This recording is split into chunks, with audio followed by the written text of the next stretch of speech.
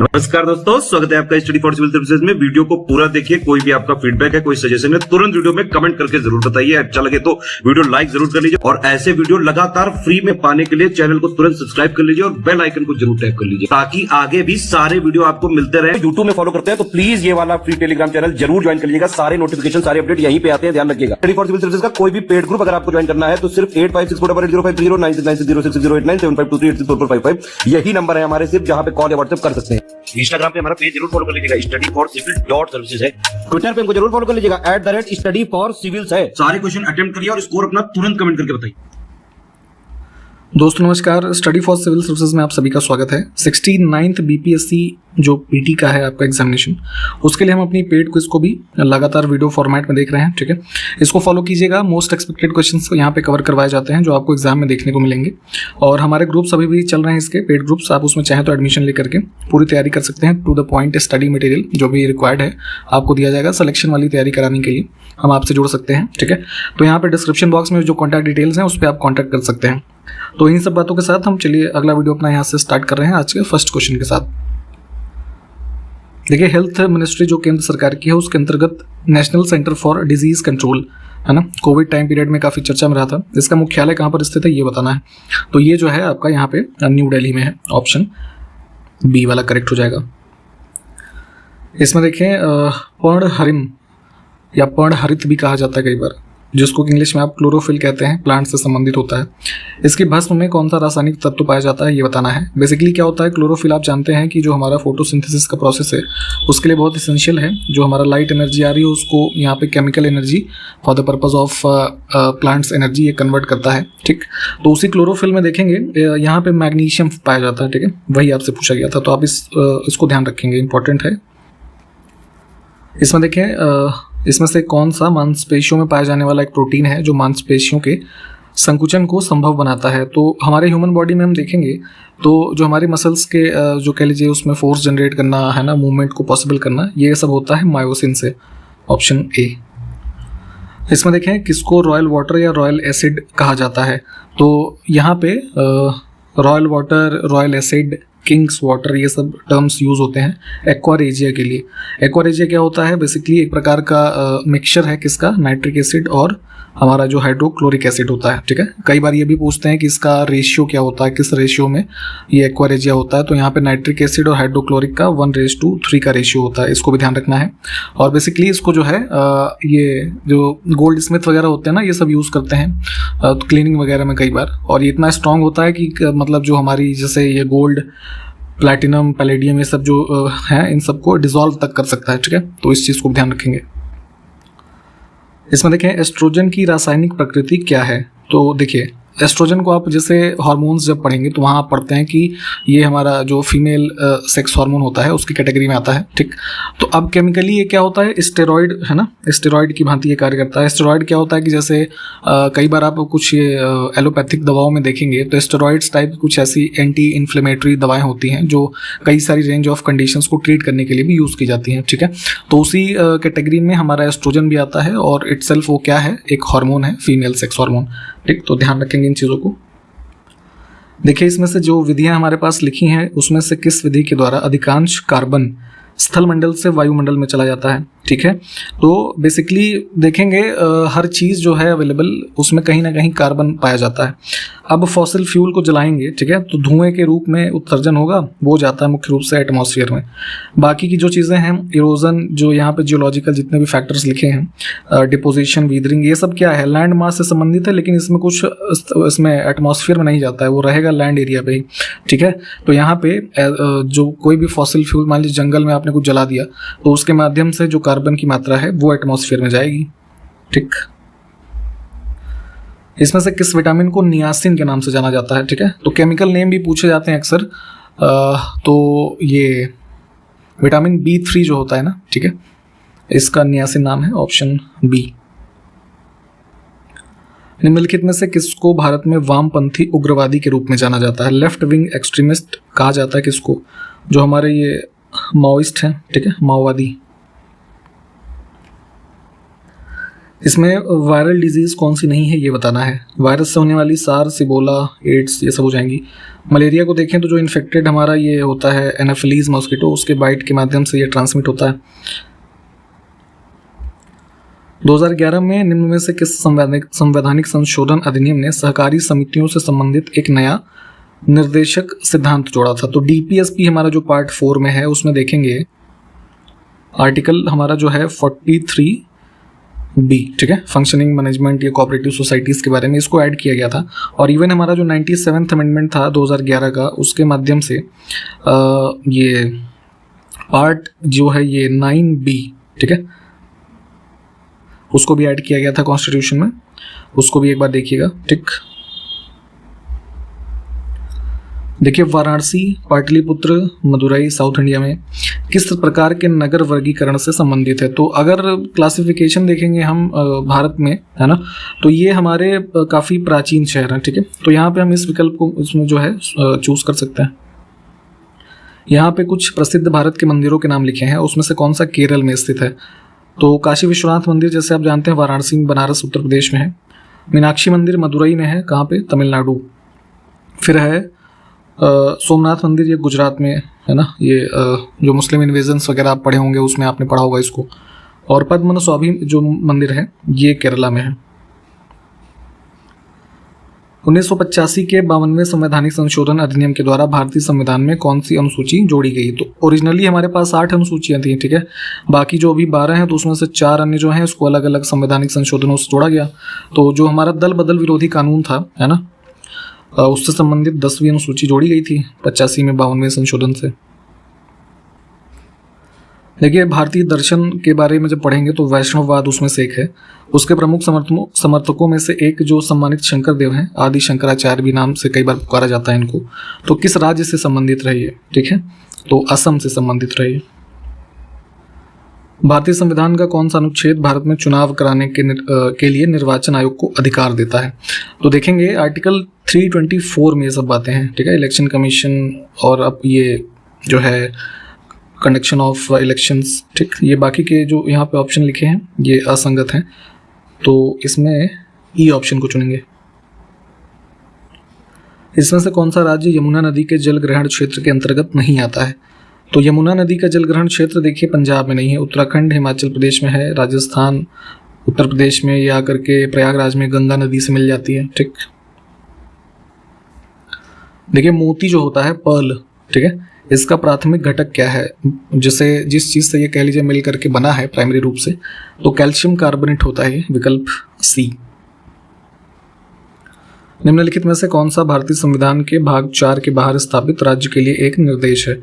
तो डीपीएसपी में आर्टिकल 36 से 51 तक जो हमारी ये जितने भी निर्देश दिए हैं, तो जो राज्य का मतलब यहाँ पे केंद्र सरकार या राज्य सरकारों से है, ठीक है, उनको इसको फॉलो करके लॉ वगैरह बनाना है। तो उसी क्रम में हिंदी भाषा को बढ़ावा देने से संबंधित एक निर्देश कॉन्स्टिट्यूशन में दिया गया है आर्टिकल 351 में, इसको ध्यान रखेंगे, ठीक है। बाकी के जो यहाँ पे ऑप्शंस लिखे हैं ये दिए हुए हैं हमारे डीपीएसपी में। निम्नलिखित में से किस खनिज की कमी के कारण हड्डियों और दांतों में कमजोरी आती है? तो आप अपनी बॉडी के रेफरेंस में इस चीज़ को देखेंगे तो आपके अगर शरीर में कैल्शियम की कमी है तो हड्डियां कमज़ोर हो जाएंगी, दांत कमज़ोर हो जाएंगे, ठीक है। इसलिए कैल्शियम के इनटेक की बात जो है वो लगातार की जाती है। भारतीय संविधान का अनुच्छेद 368 इनमें से किससे संबंधित है? तो जितने भी हमारे पार्ट्स हैं कम से कम कहाँ से कहाँ तक वो अनुच्छेद उसमें दिए हुए हैं ये आपको पता होना चाहिए। तो आर्टिकल 368 भाग हमारे इसमें है 20 में, जिसमें सिर्फ एक आर्टिकल यही है, और ये किसकी बात करता है? कॉन्स्टिट्यूशनल अमेंडमेंट की। संविधान में जो 3 प्रकार से संशोधन किए जा सकते हैं उनकी व्याख्या की गई है इसमें। आगे है बॉम्बे में पहली सूती कपड़ा मिल की स्थापना किस वर्ष में की गई थी? तो ध्यान दीजिएगा पहली सूती कपड़ा मिल कहाँ पे लगी? बॉम्बे में, ठीक। और इसका नाम था Bombay spinning and weaving company. तो स्थापना वर्ष 1854, इन स्पेसिफिक डेट थी 7 जुलाई, ठीक, इसको ध्यान रखेंगे। अच्छा, क्या कोई बताएगा ये मतलब किसने स्थापित की थी? भारतीय किसी ने या किसी ब्रिटिशर ने या पुर्तगीज ने, किसने किया था? किस शहर को भारत की इलेक्ट्रॉनिक राजधानी के रूप में जाना जाता है? तो इलेक्ट्रॉनिक सिटी या फिर सिलिकॉन वैली ऑफ इंडिया, ये सब शब्द किसके लिए संदर्भित हैं? बेंगलुरु। क्यों? क्योंकि हमारी जो मेजर आईटी इंडस्ट्रीज हैं ये सब यहीं पे लोकेटेड हैं, ठीक है। भारत के चुनाव आयोग के सदस्यों की नियुक्ति कौन करता है? तो जो इलेक्शन कमीशन के कमिश्नर हैं और मतलब चीफ इलेक्शन कमिश्नर और 2 अन्य कमिश्नर्स जो हैं, ठीक है, तो भारत के राष्ट्रपति के द्वारा इनकी फाइनल अपॉइंटमेंट की जाती है। संविधान में कल्याणकारी राज्य की अवधारणा किस उसमें भाग के जो प्रावधान यहाँ पे लिखे हैं उसमें सम्मिलित की गई है? तो वेलफेयर स्टेट की कामना किस में की गई है? डीपीएसपी में, ठीक है, जितने भी इसके अनुच्छेद हैं। भारतीय राष्ट्रीय कांग्रेस के कलकत्ता अधिवेशन 1906 के अध्यक्ष को बताना है कौन थे ये? तो दादा भाई नौरोजी थे इसमें, ठीक है। मुख्य रूप से यहाँ पे क्या हुआ था, जो उसके बाद देखेंगे पार्टीशन ऑफ बंगाल चूंकि 1905 में किया गया, उसके बाद यहाँ पे जो बाइकॉट मूवमेंट चला है ना, स्वदेशी वाला, ये सब काफ़ी पॉपुलर रूप से इस सेशन के जो है अभिन्न भाग रहे थे। लिक्विड गोल्ड की संज्ञा इसमें से किस वस्तु को दी जाती है? तरल सोना। तो येलो कलर का क्या होता है इसमें? पेट्रोल। तो पेट्रोल को कई बार ये रेफर किया जाता है। देखिए, वर्तमान जो बांग्लादेश है उसका जो राष्ट्रीय गान है, जैसे इंडिया का जनगण मन है, वैसे वहाँ का क्या है? अमार सोनार बांग्ला, ठीक। तो इसके रचयिता कौन थे? तो फर्स्ट टाइम जब 1905 में पार्टीशन ऑफ बंगाल किया गया तो उसी के दौरान ये हमारे रविन्द्रनाथ टैगोर जी जो हैं इन्होंने इसको लिखा था, ठीक। और यहाँ पे जब पाकिस्तान से अलग होकर के बांग्लादेश एक इंडिपेंडेंट नेशन बना तो उन्होंने इसको ही अपना नेशनल एंथम जो है उसके रूप में अडॉप्ट किया है। राष्ट्रीय मानवाधिकार आयोग के अध्यक्ष और उनके सदस्यों की नियुक्ति कौन करता है इसमें से? तो ये जो नेशनल ह्यूमन राइट्स कमीशन है, ये ध्यान दीजिएगा इंपॉर्टेंट ऑर्गेनाइजेशन है, अक्सर पूछा जाता है। तो ये अक्टूबर 1993 में इस्टेब्लिश हुआ, ठीक है। इसका ह्यूमन राइट्स एक्ट बना था जो, उसी के माध्यम से। और रिसेंटली 2006 में और 2019 में भी इसमें कुछ अमेंडमेंट किए गए हैं। एक इसमें चेयरपर्सन और 5 जो है फुल टाइम मेंबर होते हैं, तो उनकी अपॉइंटमेंट भारत के राष्ट्रपति के द्वारा ही की जाती है।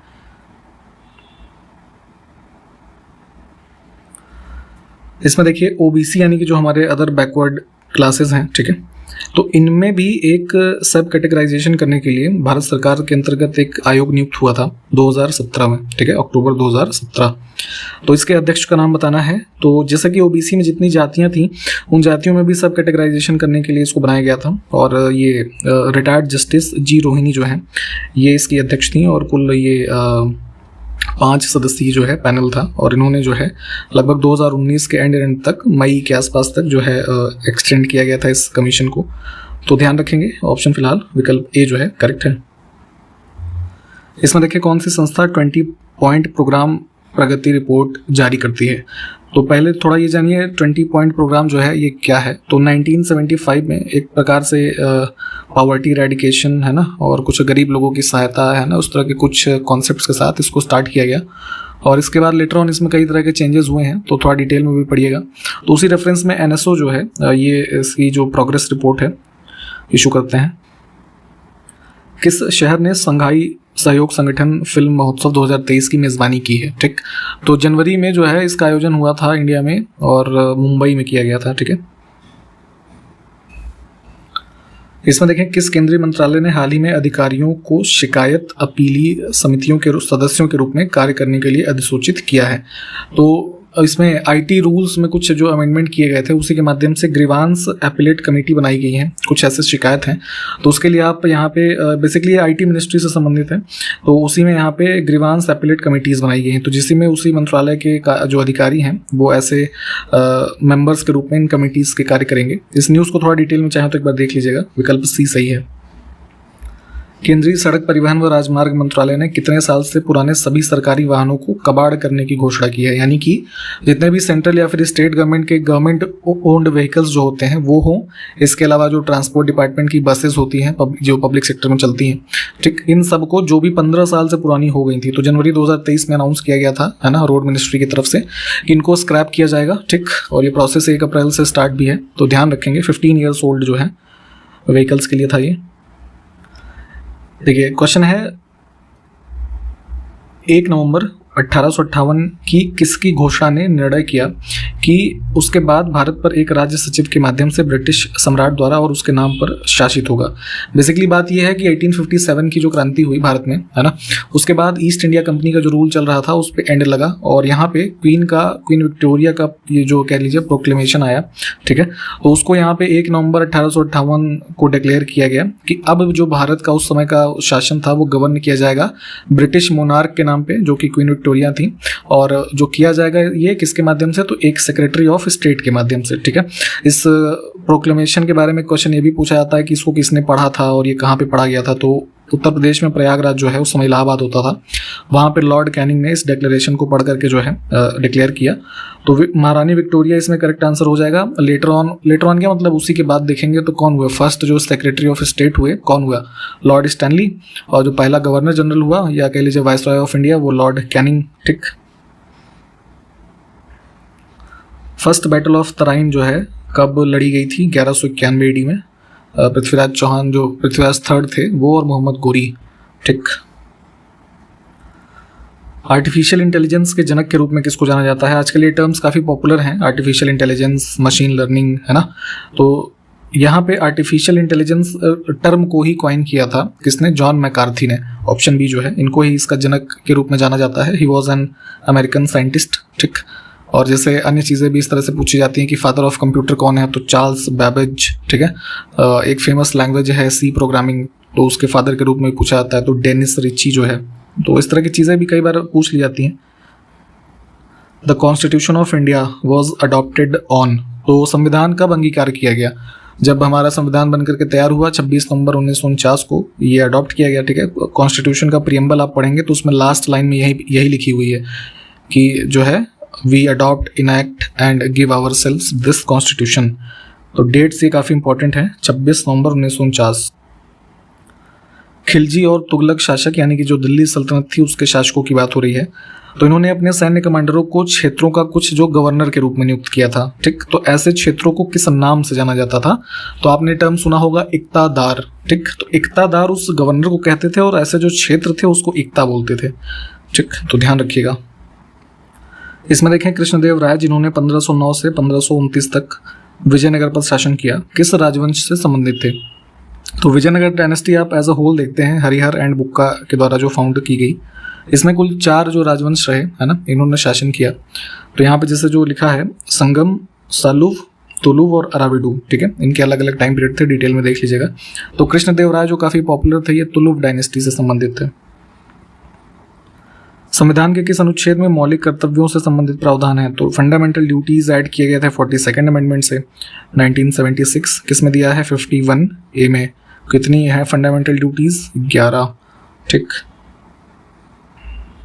पंपास जो ग्रासलैंड्स हैं, ये टेम्परेट ग्रासलैंड, किस देश में या किस कॉन्टिनेंट में कह लीजिए पाए जाते हैं? तो साउथ अमेरिकन जो हमारे देश हैं वहाँ पे पाए जाने वाले ग्रासलैंड हैं।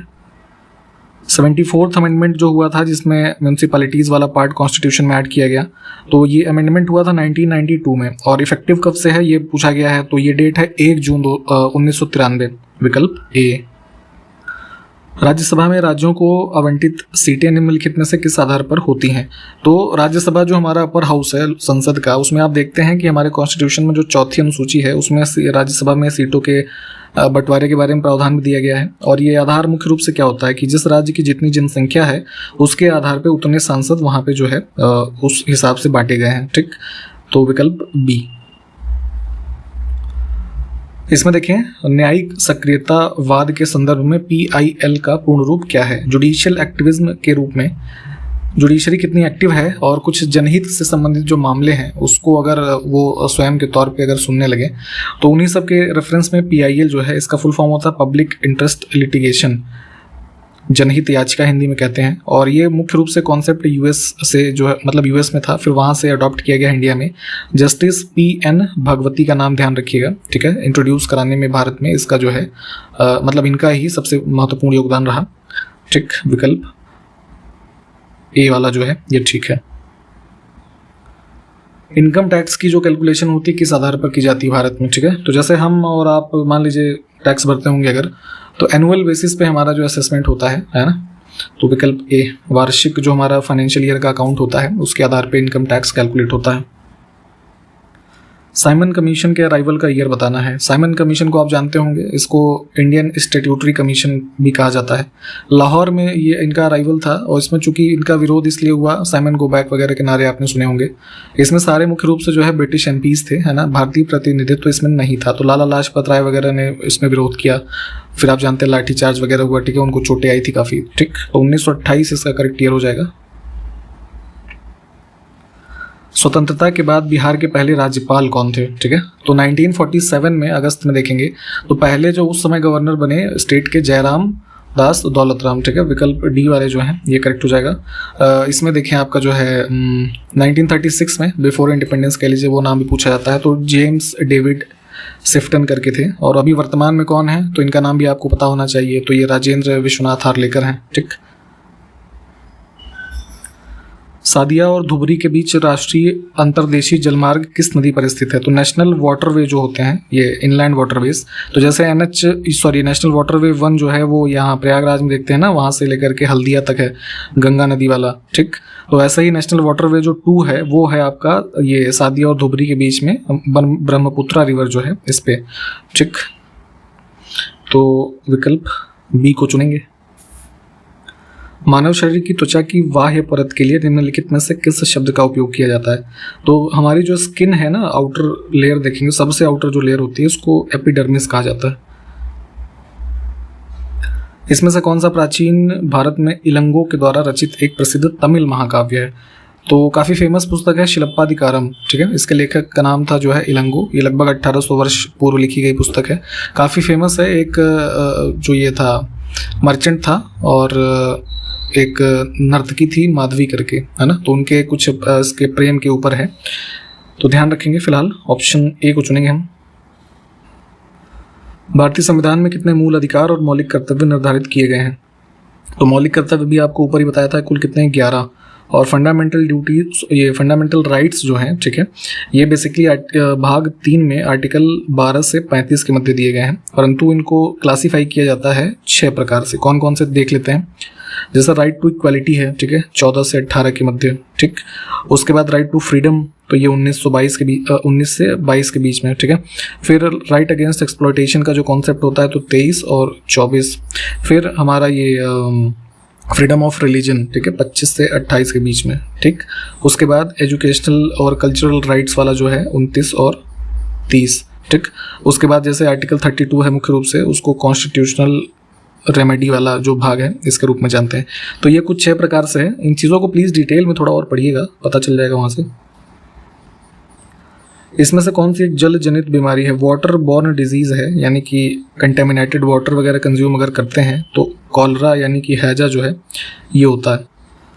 देखिए जैसे अभी हाल ही में चंद्रयान 3 लॉन्च किया गया, ठीक है, 14 जुलाई को, उसी प्रकार एक हमारा सूर्य का अवलोकन करने वाले अंतरिक्ष जो मिशन है इसरो का, उसका नाम क्या है। तो इसका नाम दिया गया है आदित्य L1, ठीक, ऑप्शन ए जो है। और 2023 में ही लगभग अगस्त के महीने में इसको जो है अनाउंस्ड है कि ये मतलब आपका जो लॉन्च किया जाएगा, ठीक। तो ध्यान रखिएगा। निम्नलिखित में से कौन सा राज्य भारत में जाति आधारित सर्वेक्षण कर रहा है। आपके बिहार पीसीएस के लिए काफ़ी इंपॉर्टेंट न्यूज़ है, खास करके मुख्य परीक्षा से भी। बिहार में ही जो है जनवरी में 7 जनवरी 2023 को ये सर्वे जो है ये स्टार्ट हुआ था, ठीक है, कास्ट बेस्ड सर्वे कह लीजिए। और इसमें मोबाइल एप्लीकेशन के थ्रू डेटा कलेक्ट किया जा रहा था। ये कास्ट सेंसस नहीं है ना, कास्ट सर्वे है, तो ध्यान देना ज़रूरी है। तो ये मतलब लगभग 80% का ये डेटा कलेक्शन हो चुका था इसमें। फिर उसमें पटना हाई कोर्ट ने इसको जो है मई में 2023 में ही इस पर स्टे लगा दिया था कि प्रोसेस को आप रोकिए, ठीक है, और इसमें कुछ आगे अगली हियरिंग वगैरह होनी है। तो फिलहाल इसमें ध्यान रखना ये ज़रूरी है कि this process was started from the state of Bihar. निम्नलिखित में से किस संस्था ने विश्व आर्थिक स्थिति और संभावनाएं 2023 रिपोर्ट जारी की है। तो इसमें जो है वो हुआ था आपका ये यूएन का हमारा एक डिपार्टमेंट है, department of economic and social affairs, ठीक है, यूएनडेसा करके, उन्होंने ये रिपोर्ट रिलीज़ की थी, ठीक। और इसकी ये बात करें अगर मुख्य रूप से कि क्या इसमें हाइलाइट्स रहते, तो इसमें इन्होंने ये बताया कि 2023 का जो फाइनेंशियल ईयर होने वाला है उसमें अगर हम बात करें जो ग्लोबल लेवल पे जो जीडीपी ये ग्रोथ है, ठीक है, तो वो घट करके आ जाएगी 1.9% के आसपास तक, जो कि 2022 में लगभग 3% थी, ठीक। इस चीज़ को ध्यान रखिएगा। भारत ने रेडियो और टीवी प्लेटफॉर्मों में विभिन्न शैलियों के कार्यक्रमों के आदान प्रदान के लिए किस देश के साथ एक समझौता ज्ञापन पर हस्ताक्षर किए? तो MOU साइन हुआ था इंडिया और इजराइल के बीच में, ठीक है, सॉरी माफ़ कीजिएगा, इजराइल ने इजिप्ट के बीच में, ठीक है। और इसमें जो कुछ मतलब डिफरेंट टाइप ऑफ ये कह लीजिए प्रोग्राम है जो टीवी पे और रेडियो पे एक दूसरे देशों के बीच में उसको एक्सचेंज किया जा सके, जैसे इंडिया में प्रसार भारती है ना, इस तरह की चीज़ें जो हैं वो इस प्रकार के इनिशिएटिव में इन्वॉल्व रहेंगी। अब इसमें देखेंगे कौन सा युग्म गलत सुमेलित है, ठीक है, सही या गलत बहुत ध्यान से देखा करिए। हमारे पास कुछ साइंटिफिक सब्जेक्ट्स हैं और उसके जो जनक रहे, फादर रहे, है ना, उसके बारे में लिखा है, तो देखते हैं क्या है। पहला ही विकल्प हमारा गलत है। बैक्टीरियोलॉजी के लिए लिखा हुआ है एडवर्ड जेनर, ठीक है। तो एडवर्ड जेनर तो चूंकि ये सबसे पहले विश्व में किसी भी चीज़ की वैक्सीन डेवलप करने के लिए जाना जाते हैं, क्या चीज़ थी वो? स्मॉल पॉक्स की वैक्सीन, ठीक। बैक्टीरियोलॉजी की अगर हम बात करें तो इसके फादर हैं ये लुई पाश्चर, ठीक, इनका नाम ध्यान रखिएगा। बाकी के विकल्प ठीक है, इन्हें एक बार देख लें। इनमें से किस तकनीक के माध्यम से पहली क्लोन भेड़ जिसका नाम था डॉली उसको बनाया गया था? तो एक जीवित जीव के, है ना, सोमैटिक सेल ट्रांसफर टेक्निक जो होती है उस प्रोसेस से, है ना, जो है यहाँ पे पहली डोमेस्टिक के कह लीजिए शीप बनाई गई, है ना, लैब में, तो इसका नाम दिया गया था डॉली। तो ऑप्शन सी को चुनेंगे। इसका कई बार ईयर पूछ लेते हैं, तो अराउंड 1996 में सबसे पहले इसको डेवलप किया गया था। इसमें देखिए आनुवंशिक विविधता में परिवर्तन का परिणाम क्या होता है? तो अगर जेनेटिक डाइवर्सिटी जो हमारे मतलब जीवों के बीच कह लीजिए होती है, ठीक है, उसमें कोई परिवर्तन होता है तो जो बायोलॉजिकल डाइवर्सिटी है, ठीक है, पृथ्वी पर, उसमें एक तरीके से उसका नुकसान होगा, ठीक है। कार्बन चक्र में जीवाणुओं की भूमिका बतानी है। तो कार्बन साइकिल को आप जैसे पृथ्वी पे देखते हैं क्या होता है कि एक ऐसा प्रोसेस जिसमें कार्बन एटम्स जो है कंटिन्यूअसली ट्रैवल करते हैं, कहाँ से? एटमॉस्फेयर से अर्थ, फिर यहाँ पे अर्थ के जो जैसे फोटोसिंथेसिस वगैरह वाले प्रोसेस हैं, फिर दोबारा एटमॉस्फेयर में, ठीक। तो इसमें बैक्टीरिया का रोल अगर हम देखें तो ये जैसे हमारे ये प्लांट्स हो गए, ठीक है, कुछ एनिमल बॉडीज़ हो गई, इनको डिकम्पोज करते हैं, ठीक है, और वो फिर ऑर्गेनिक मैटर में कन्वर्ट होता है। फिर जैसे प्लांट्स में उसको यूज़ किया जाता है एक तरीके से, ये फोटोसिंथेसिस वगैरह का जो प्रोसेस होता है, ठीक।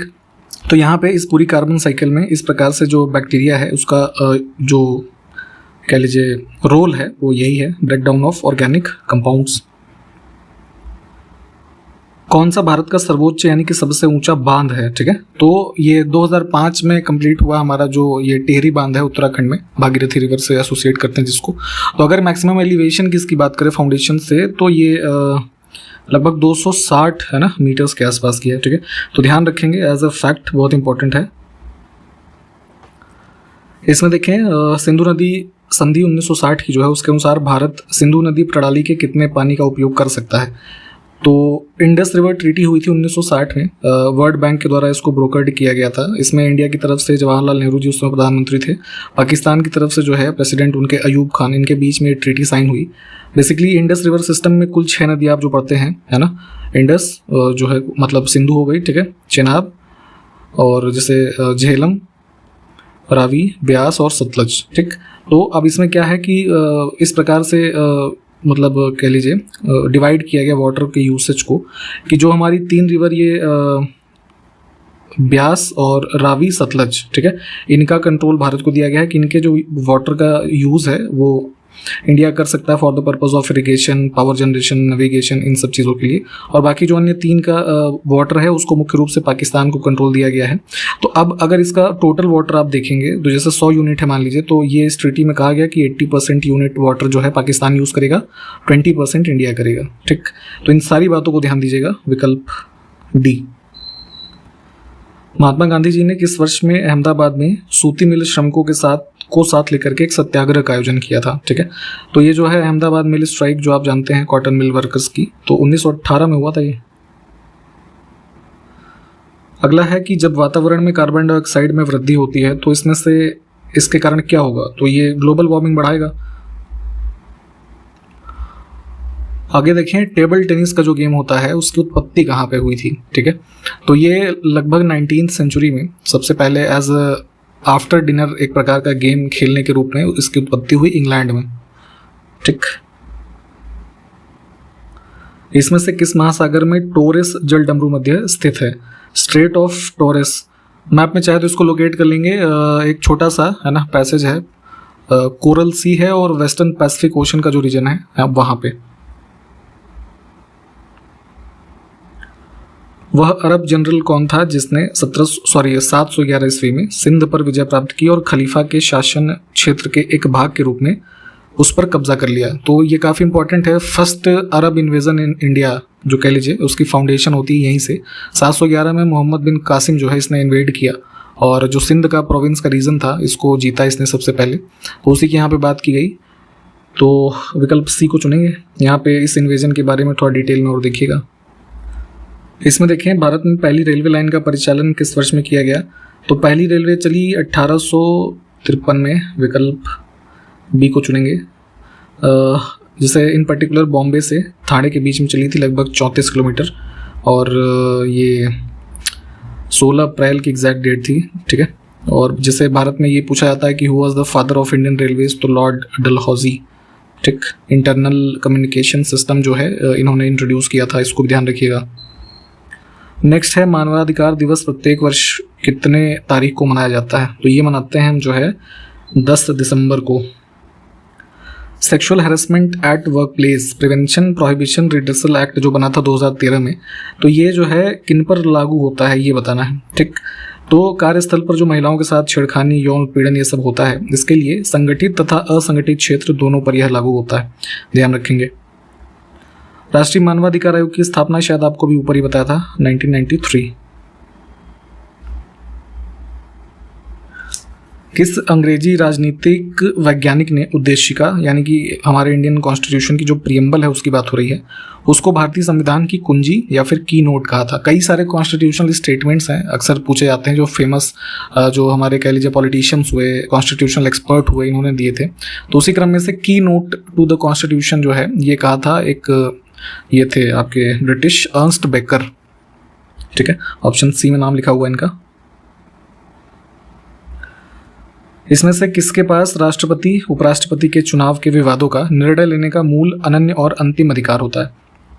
कोई भी डिस्प्यूट है इलेक्शन ऑफ प्रेसिडेंट या फिर वाइस प्रेसिडेंट से संबंधित, तो ये सबसे ज़्यादा मतलब इलेक्शन कमीशन चूंकि इनका इलेक्शन करवाता है, लेकिन उनके डिस्प्यूट्स को डिसाइड करने की फाइनल अथॉरिटी है सुप्रीम कोर्ट ऑफ इंडिया के पास। इसमें देखें, मीज़ो लोगों का परंपरागत बांस नृत्य है ना, मिजोरम स्टेट में बाम्बू डांस पॉपुलर है। मीज़ो जो वहाँ पे लोग पाए जाते हैं उनके द्वारा, उसका नाम क्या है? तो चिराओ बोलते हैं इसको। इसमें देखें, कौन सा स्थल सारग्राही कला को उच्च स्तर पर दर्शाता है, जिसमें 7वीं-8वीं शताब्दी में चालुक्य वंश के अधीन उत्तरी और दक्षिणी भारत की वास्तुकलाओं का सुमेलित मिश्रण हुआ है? इस टाइम पीरियड का एक स्थल देखेंगे, पत्तडकल, ठीक, आपका जो है कर्नाटका में। यहाँ पे ग्रुप ऑफ मॉन्यूमेंट्स जो हैं ये काफ़ी उस समय की जो एक कह लीजिए सबसे उत्कृष्ट आर्ट फॉर्म होती थी साउदर्न और नॉर्दर्न इंडिया को एक तरीके से मिश्रित करते हुए, है ना, उसके मॉन्यूमेंट्स यहाँ पे स्थित हैं। उसी स्थल की बात की गई थी, एक डी विकल्प को चुनेंगे। आगे है होजे नक्कल या होगे नक्कल भी पढ़ते हैं, जलप्रपात किस राज्य में स्थित है? तमिलनाडु इसका आंसर हो जाएगा, विकल्प ए।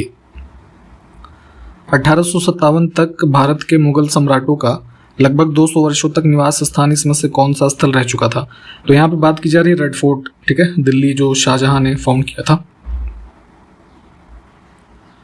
इसमें से सर्वाधिक अभिक्रियाशील धातु कौन सी है? ठीक है, पोटेशियम, ठीक। इसमें सबसे ज़्यादा जो है रिएक्शन करने की क्षमता होती है जैसे एयर और वाटर के साथ, और रिएक्शन में बहुत ही इनॉर्मस अमाउंट ऑफ एनर्जी जो है वो निकलती है, इसको ध्यान रखेंगे।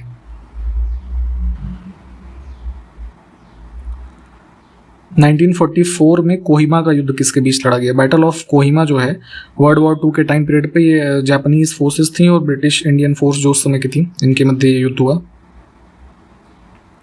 इसमें से कौन सा राजवंश दिल्ली सल्तनत का हिस्सा नहीं था? दिल्ली सल्तनत में कुल 5 डायनेस्टी थी, ठीक है। स्लेव, खिलजी, तुगलक, लोधी और सैयद, ठीक है।